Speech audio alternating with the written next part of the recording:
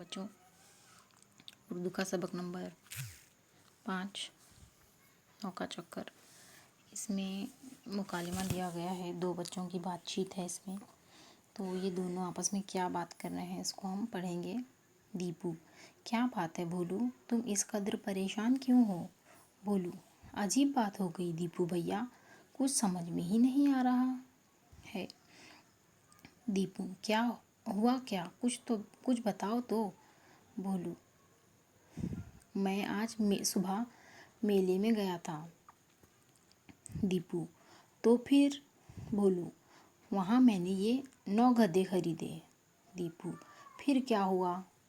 भोलू: मैंने उनको अच्छी तरह से गिन लिया था, 9 ही थे। मैं एक गधे पर बैठ गया और गांव की तरफ चल पड़ा। थोड़ी दूर चलकर ख्याल आया कि कहीं एक आध गधा इधर उधर ना निकल गया हो। दीपू: तो फिर गिन लेते। भोलू: वही तो किया मैंने, गिना तो सिर्फ 8 गधे थे। दीपू: अरे एक गधा कहाँ चला गया था? भोलू: चारों तरफ देखा, नजर नहीं आया। आखिर मैं गधे से नीचे उतरा और फिर गिना तो 9 गधे पूरे थे।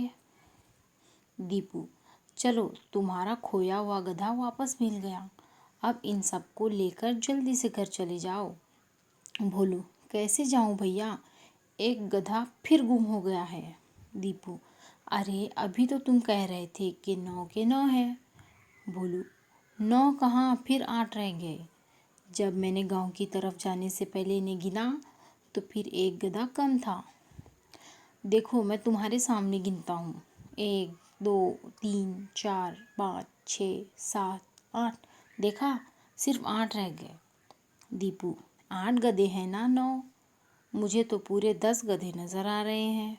भोलू: मुझे 9वां गधा नहीं मिल रहा है, तुम्हें 10वां कहाँ से नजर आने लगा? दीपू: देखो, ये 8 गधे तो तुमने अभी गिने है ना, 1 2 3 4 5 6 7 8। 9वां गधा जिस पर तुम बैठे हो। भोलू: अरे हाँ, और 10वां? दीपू: वो जो 9वें गधे पर बैठा है।